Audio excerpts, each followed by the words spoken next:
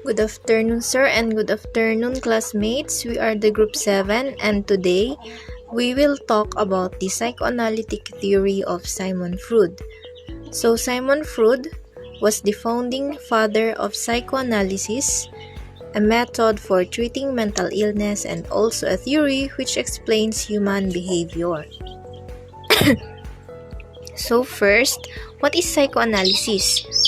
Psychoanalysis is a method of analyzing psychic phenomena and treating emotional disorders that involves treatment sessions during which the patient is encouraged to talk freely about personal experiences and especially about early childhood dreams. So its aim is to release repressed emotion and experiences or to make the unconscious conscious. So, the aim of the psychoanalytic theory is para ilabas yung mga emotions or thoughts na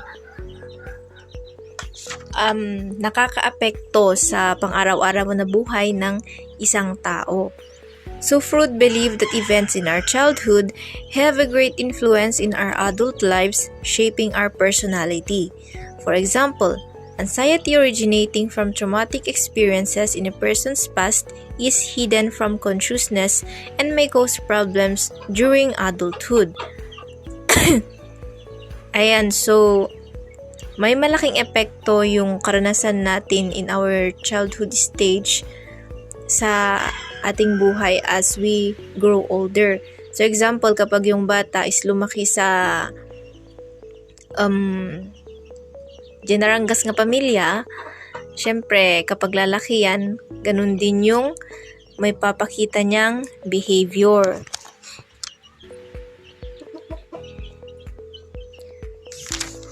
So, Sigmund Freud has a colleague named Joseph Brewer who studied about the illness of Bertha Pappenheim, or commonly known as Anna O in our history.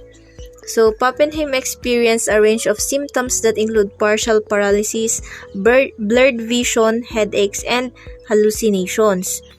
So, during the course of treatment, Brewer said that talking about her experiences seemed to offer Pappenheim some relief from her symptoms. Pappenheim dubbed the treatment as the talking cure. From the process na kapag they are talking daw about her experiences is parang nailalabas na yung kanyang mga emotions and then nalilesen yung ang bigat ng kanyang emotions. So, while Freud never actually met Pappenheim, her story fascinated him and served as the basis for studies on hysteria, a book co-written by Brewer and Freud. Brewer's description of her treatment led Freud to conclude that hysteria was rooted in childhood sexual abuse. And now let us move on to the unconscious mind. So, Freud likened the three levels of mind to an iceberg. So, the top of the iceberg that you can see above the water represents the conscious mind. At yung part ng iceberg na nakasubmerge but it can still be seen or it is still visible, that is the pre-conscious. And then yung nasubmerge na sa tubig na hindi natin nakikita is it represents the unconscious aspect of the mind. So ano nga ba yung conscious mind? So, conscious mind contains all of the thoughts, memories, feelings, and wishes of which we are aware at any given moment. This is the aspect of our mental processing that we can think and talk about rationally. So, itong conscious mind, ito yung mga bagay na parang makikita na natin and then parang kapag naramdaman natin is we are aware of it. Like for example, kapag we are feeling thirsty, di ba? We can feel that anytime, especially when it's hot. And then, our response to that is to get a drink, of course, para matugunan yung desire. Next is the preconscious. The preconscious state of the mind consists of anything that you could potentially be brought into the conscious mind. So, yung mga preconscious naman, ito yung mga bagay na madali lang natin naaalala. Example is yung mga nagawa natin kahapon, yung mga memorable experiences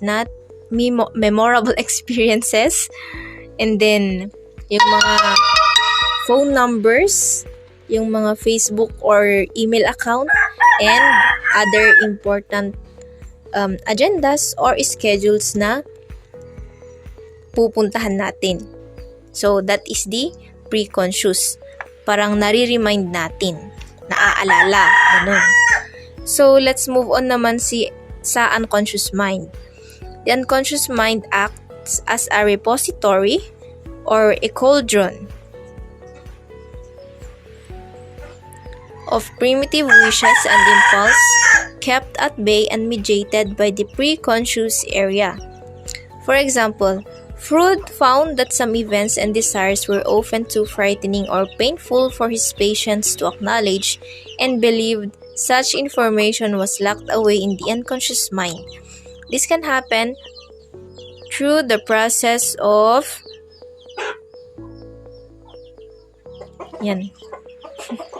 So, yung unconscious mind, ito daw yung mga bagay na we are keeping inside. Parang hindi natin gustong ilabas because it may be, these are painful memories, mga ganun, or yung mga bagay na ayaw na nating maalala.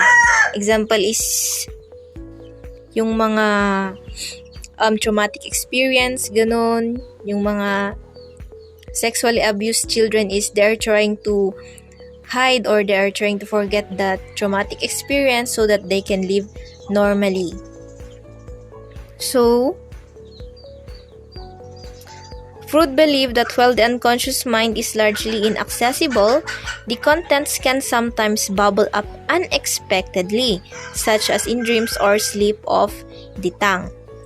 So, dito sa unconscious, example niyan is, yung isang lalaki is accidentally niyang natawag yung current GF niya ng pangalan ng ex-girlfriend niya. Ganun. Or, yung dalawang magkaibigan, while they are talking, is may nasabi yung isa na secret which is hindi niya dapat sabihin. So, yun ang unconscious mind. Good afternoon everyone. By the way, I am Mirna Halapyo and we are done in discussing about unconscious and conscious mind, and it was discussed by Ira Dontogan. So now let's proceed on to the three essential part of the human personality. So according to Sigmund Freud, the three essential part of human personality are the id, ego, and superego. So ito yung tatlong essential part of human personality. At tinatawag din ito ni Sigmund Freud as a psychic apparatus. So, ano nga ba yung ibig sabihin ng tatlong ito? At bakit importante sa human personality? So, malalaman natin yan mamaya. So, let's proceed. First is the id. Freud assumed the id operated at an unconscious level according to the pleasure principle. So, itong id is sinasabi ding instinct kasi ito yung pansariling hilig natin, or kumbaga ito yung pleasure or desire natin na gusto nating makuha. So, dito sa id is mostly yung gusto nito or yung focus nito is halos sa desire natin. Sinasabing unconscious kasi dito is yung hindi ginagamit, yung hindi kino-consider kung ano yung magiging effect or consequence ng ating ginagawa, basta naka-focus tayo sa ating gusto. So like for example na lang sa bata, 'di ba, sa kapag nagugutom yung bata. Tapos syempre kapag nagutom yung bata, iiyak yan. So iyak siya ng iyak kasi nagugutom siya. So hindi niya kino-consider kung bakit ba matagal yung pagkain niya. Basta iyak siya ng iyak kasi gusto niyang kumain. So yun yung isang examples dito sa id. So another example is a person who is stole something that is stole something that he did not consider the consequence. So yung nagnakaw siya ng bagay na hindi man lang kinonsider kung ano yung yung consequence na mangyayari sa kanya. So ganyan yun, yung doing something without considering the consequence or the effect na mangyayari sa'yo. Yun yung sinasabi dito sa id. Itong id is the animalistic side or the hungerness or yung thirst natin na hindi natin nakokontrol dahil sa ating kagustuhan na makuha. So next is dito naman tayo sa two kinds of id. So first is the eros. Itong eros is kinuha ni Sigmund Freud sa name of goddesses. So itong eros is one of the goddesses. So goddess ay god of love. So itong eros is more on how we survive. So nakafocus siya kung paano tayo mabuhay, like respiration, eating, and sex. So ito is ito yung desire nating mabuhay kaya ginagawa natin yan. Like for example, itong eating, kung hindi tayo kumakain, hindi mamamatay tayo. So it also known as life instinct or libido. So yung libido pala is ito yung desire or pleasure nating makipag-sex. Yun yung meaning ng libido. So next is thanatos or death instinct, from the word death. So itong thanatos is the god of evil or death. So it is viewed as a set of destructive force present in all human being. So dito naman sa thanatos is dito na lumalabas yung pagiging aggressive and destructive behavior natin. So it seek to terminate life, hatred, murder, and cruelty. So itong thanatos is more on sad. Kasi for example, 'di ba, kapag galit tayo, gusto nating gumanti is dahil sa kagustuhan nating gumanti, hindi natin namamalayan o hindi natin kino-consider na may sinasaktan pala tayong ibang tao. So ganyan yung ibig sabihin ng thanatos, or hindi natin anong tawag doon? Hindi natin nakokontrol yung feelings natin at nananakit na pala tayo ng feelings ng ibang tao. So yun dito sa thanatos. So next is Freud believed that eros is stronger than thanatos, thus enabling people to survive rather than self-destruct.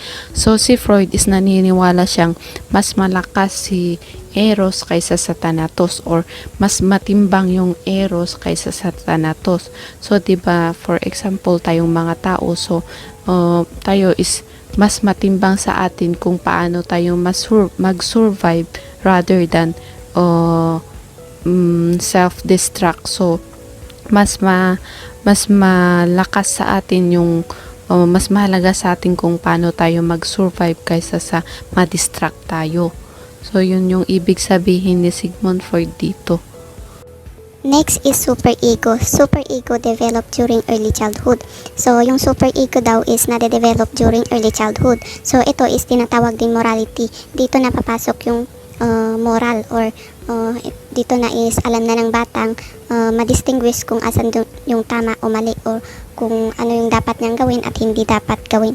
So itong superego it is a small voice of moral or parang angel na dito na is alam niya yung mga moral principle na at dito din is ini-ensure niya na yung moral standard ay nagagawa na or it motivates the person to do the responsibility. So ito is nagpapakita ng pagiging mabuti ng isang tao. So like for example, yung bata kapag 'di ba kapag inutusan ng parents na maghugas ng pinggan, so yung bata is alam niya na kung ano yung tama, yung dapat niyang gawin at hindi dapat gawin. So yung alam niya nang sundin yung utos mo kasi yun yung dapat gawin, kasi kino-consider niya yung consequent kapag hindi niya sinunod yung utos ng nanay niya. So yun yung super ego.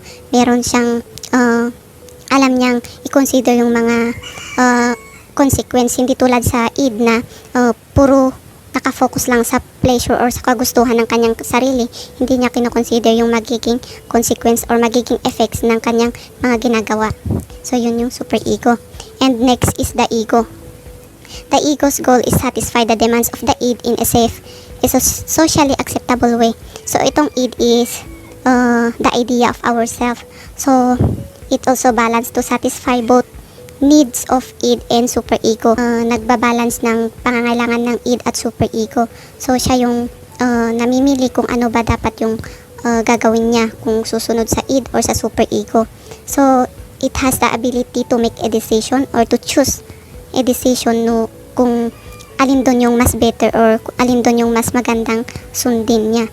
So yun yung ego, kasi dito sa ego is siya yung namimili kung ano yung dapat niyang gawin. Dito napapasok yung reality. So ito is kino-consider niya yung reality ng isang tao. So para mas maintindihan yung tatlo is yung pagkaiba-iba ng tatlong in structure of personality, magbibigay ako ng isang example. So like for example, yung isang bata is nakapulot siya ng wallet. So doon is yung sa side ni id is, diba, yung sa id is more on sa sarili niya, nakafocus siya sa sarili or selfish. So nakafocus siya sa gusto niya. So sa side ni id is maybe yung opinion na maiisip niya is wag mo nang ibalik, total pinulot mo naman, so sayo na yung pera, mas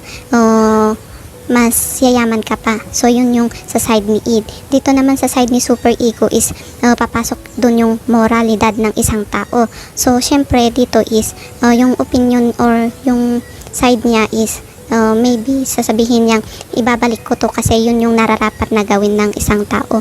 Dapat ibalik ito kasi kapag ginamit ko to, konsensya ko din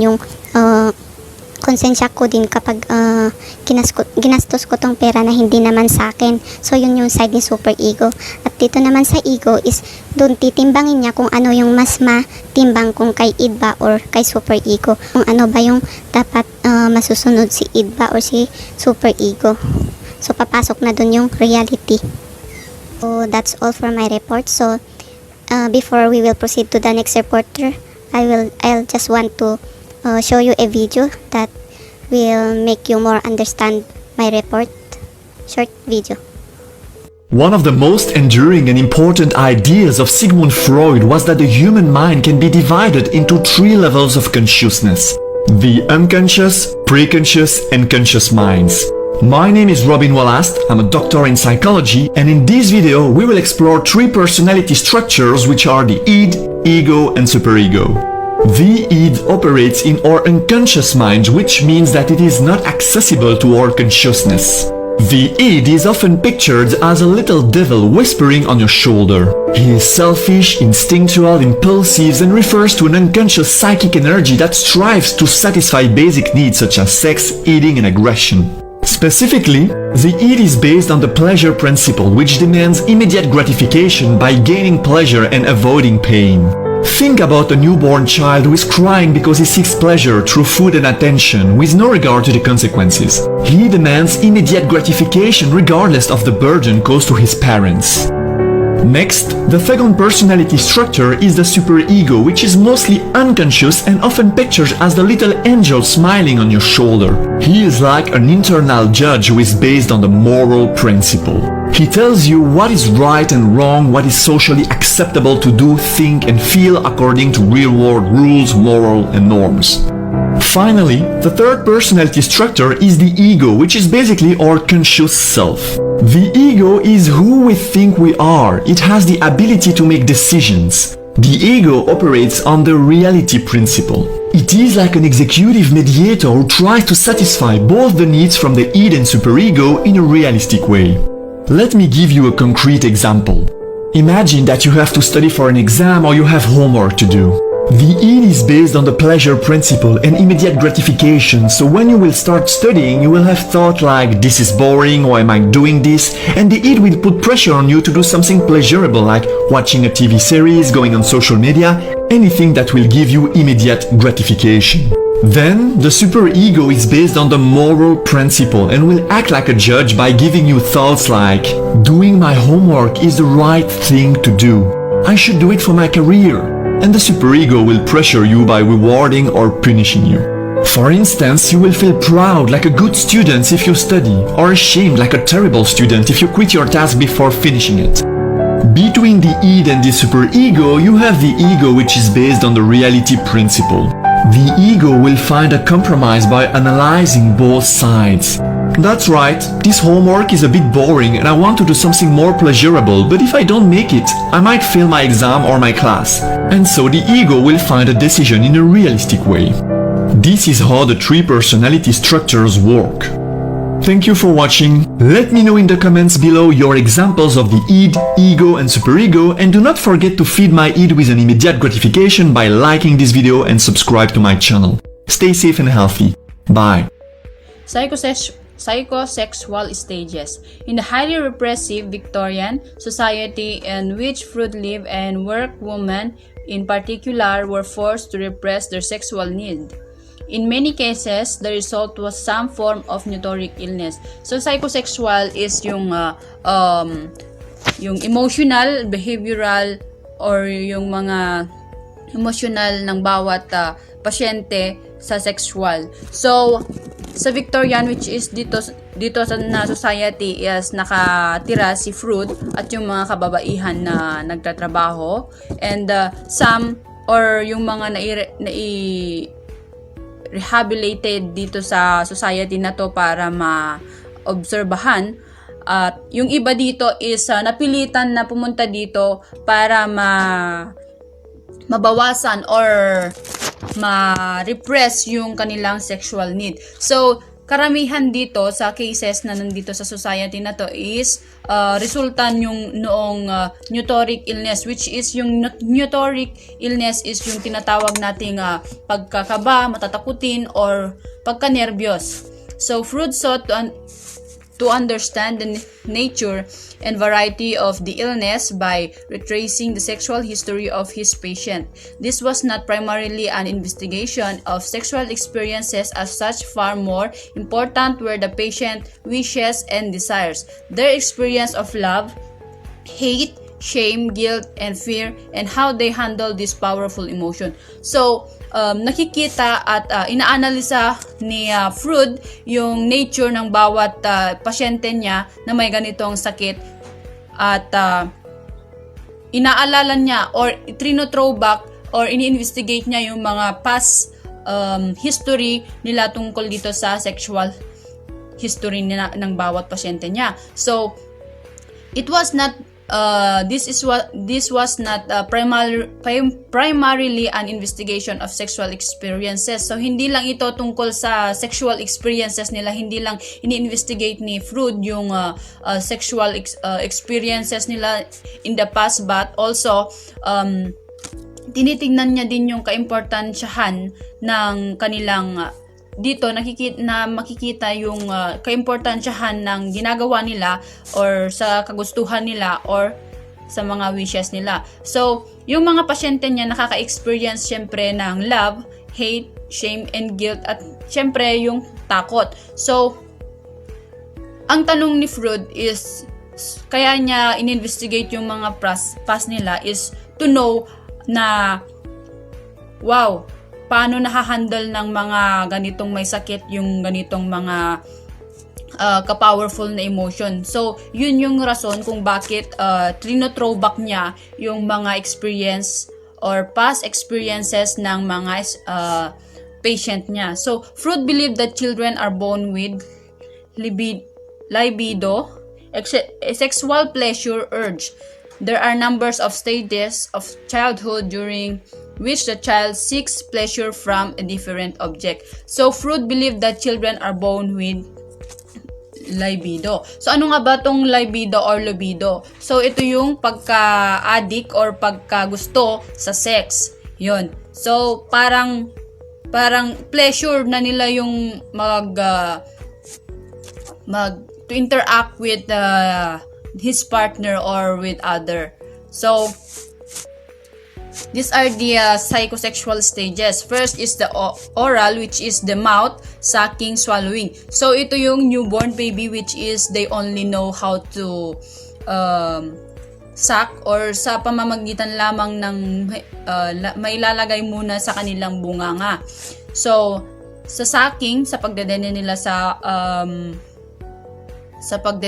sa mother's breast, and siguro dito sa swallowing is yung mga na hahawakan nila na dinalagay nila sa bunganga, which is they don't know. So next is the anal, the anus, withholding or expelling phases. So dito sa anal, which is dito yung na trinitrain yung mga bata sa toilet training. So parang dito sa anal is through the kung paano ito-train nung magulang or yung mga mag-aalaga sa bata na sanayin yung bata na kaya na nilang mag-poo in their own.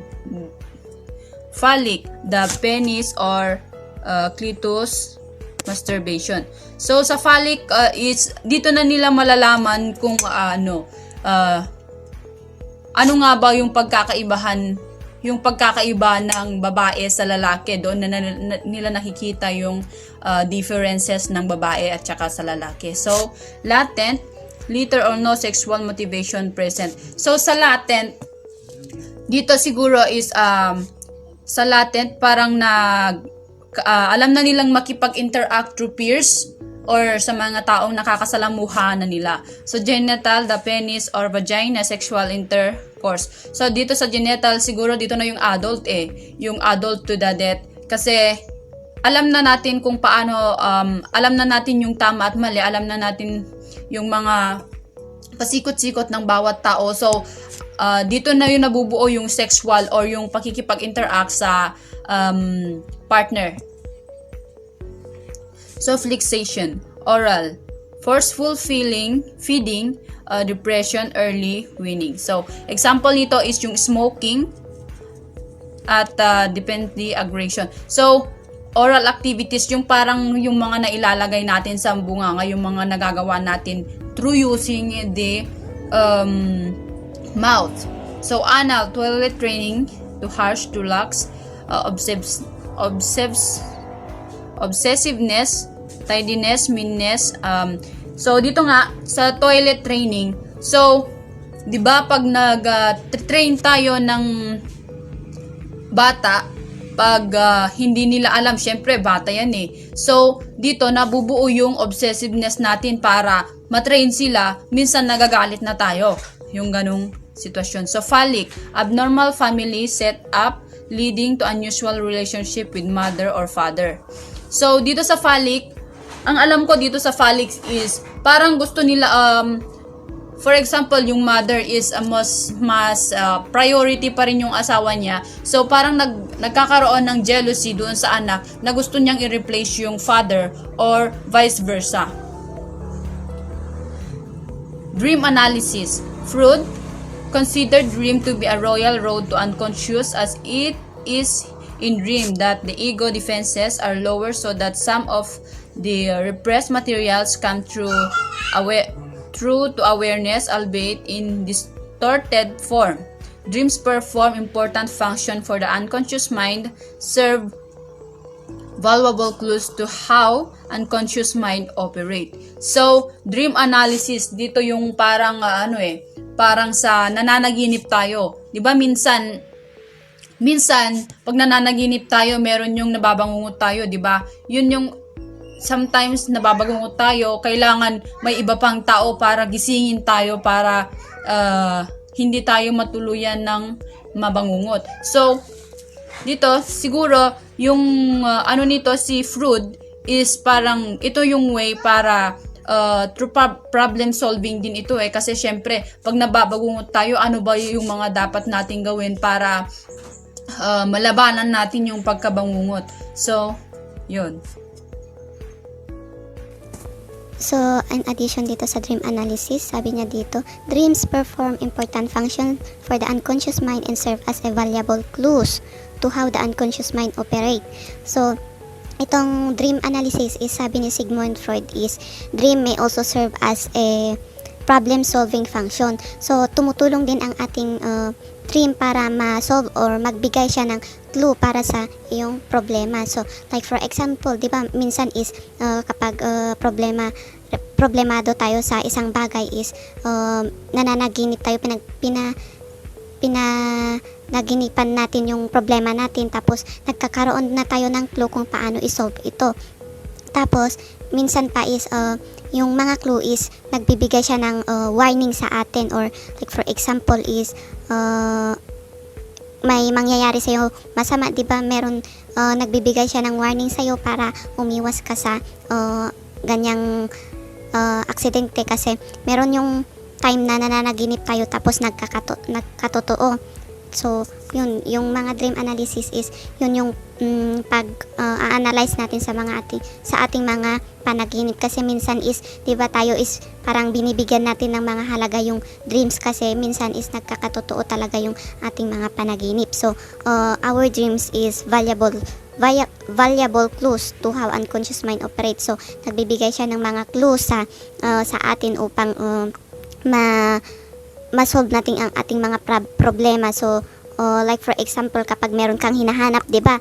Tapos hindi mo mahanap-hanap, meron yung time na pananaginipan mo na lang, tapos yung panaginip mo is magbibigay siya ng clue. Or yung mga bata, 'di ba, kapag pag before sila matulog, tapos pinatawa mo sila ng pinatawa, meron yung time na kahit tulog sila is tumatawa pa rin sila. Ganyan yung naintindihan ko dito sa dream analysis. That's all for the report of Group 7, wherein we discuss about psychoanalytic theory by Sigmund Freud. So, before we end our report, gusto lang naming mag-share ng short video para mas lalong maintindihan natin yung about sa psychosexual stage. So, panoorin natin. Sigmund Freud was the founder of psychoanalytic theories of sexual development. He believed people were motivated by unconscious sexual reasons for everything. In this video, we're going to take a look at one of his theories, the psychosexual stages of development, and how they can possibly create something many people refer to as daddy issues. According to Freud, your personality and your motives are developed through certain stages that you go through growing up. If you miss one of these stages or don't correctly move on, you can get stuck in one stage for the rest of your life. And depending which stage you're stuck in, some things become clear through your actions. So the first of the 5 psychosexual stages is the oral stage. This generally happens between birth and 18 months of age. If you can think of any newborn you've ever met, you'll notice they're constantly sticking things in their mouth. Food, milk bottles, keys, toys, whatever they can get their hands on. Initially, people find comfort, safety, and satisfaction from their mother's breasts. And this comfort usually stops around the same time that these babies pass the oral stage. People stuck in the oral stage might not have felt the safety of food when they needed it, or the warm, caring mother to offer her life-giving supplement. Freud suggests this is where oral fixation comes from. People who are stuck in this stage are more likely to be prone to drink, smoke, bite their nails, and even have a loss of control when it comes to eating, whether that be overeating or undereating. Remember though, before I go any further, this is a theory, so take it lightly in practical applications. Stage 2 is the anal stage. This generally happens between 18 months of age and 3 years of age. And it's called the anal stage because this is when babies learn to control their bowels. Basically, they learn to poop on their own. Please refrain from any poop jokes in the comments. Freud suggested that the anal stage was connected to control. This is when children learn that they have a direct direct control of themselves, from controlling their pooping patterns all the way up to making decisions later on in life. Some people stuck in this stage might be considered controlling or super sloppy. In fact, this is where we get the term anal retentive. Now, they might not have a sense of control over their environment, similar to children who do not understand that they can hold in their poop until it's the right place and time to let it out. Stage 3 is the phallic stage. If someone is stuck in the oral stage, they'll chew gum super loudly. If someone is stuck in the anal stage, they'll have a super messy room. People are normally in the phallic stage between the ages of 3 and 8. Now this is where daddy issues start. So let me explain 4 things, 2 of which concern boys and 2 of which concern girls. Boys, during this stage, sometimes develop something called castration anxiety. It's basically an overwhelming fear that someone might castrate them. And there's a reason for this, and it's the second term, called the Oedipus complex. Freud says that during this age, boys competed against their fathers for the love of their mother, or at least they felt like they competed. He said that boys are afraid of their fathers castrating them so that they didn't have to compete. Now, of course, we know this isn't common and rarely happens, but Freud was a really weird guy. And these two concepts are similar to what girls go through in this theory. For boys, Freud said learning to go through this stage, guys adopted the "if you can't beat 'em, join 'em" cliche, where young boys would start to bond with their fathers, and basically have a yearning to gain their masculine qualities, so that one day they could win a woman like their father did. So on to girls. Freud said that during this age, between the ages of 3 and 8, girls develop something called penis envy, which is a really weird term, but it's when girls find out that guys have something that they don't, and they enviously desire it. So the Electra complex is similar to the Oedipus complex, in which a girl wants to be with her father. Freud said in a sexual way, but because her mother didn't have a penis, she spends the rest of her life searching for a man to make her complete. And Freud said girls can't get over their penis envy like guys can get over their castration anxiety. And if a girl didn't get enough attention from her father during this stage, many studies have found that they develop a likeliness to find men who share the same qualities as their father. Now, before I continue, I want to say that these are the ideas of Freud, not mine. I'm just teaching you about them, so take them as you will. According to this theory, girls are more likely to be attracted to men who share the same qualities as their father. And if their father wasn't there, or if their father was abusive, or just a horrible person, then they will be attracted to guys that are like that anyways. And this is a horrible cycle, and if you've ever heard the phrase, "why doesn't she ever just find any good guys?" this might explain why. Because she's only sexually and romantically attracted to people like her horrible father. This is also a reason why many girls friend zone good guys. Stage 4 is called the latency stage, and it's around age 8 to puberty. During this stage, some of the aggressive desires start to fade. Boys and girls start seeking social groups of their peers. They explore many different social cliques and find where they fit and feel comfortable. Freud says that this stage is a little bit less perverse and crude, but I know for a fact that this age range, there are a ton of school children still stuck in previous stages. Stage 5, the last stage, is during and after puberty for the rest of someone's life. So during this stage, sexual desires return, and the peak interest in most people is of the opposite sex. So what makes this different from the phallic stage is that people understand the traits and qualities of a long-term, mutually satisfactory relationship. Basically, people start to learn the ability to care for others and make others feel good. So maturity is the key word here.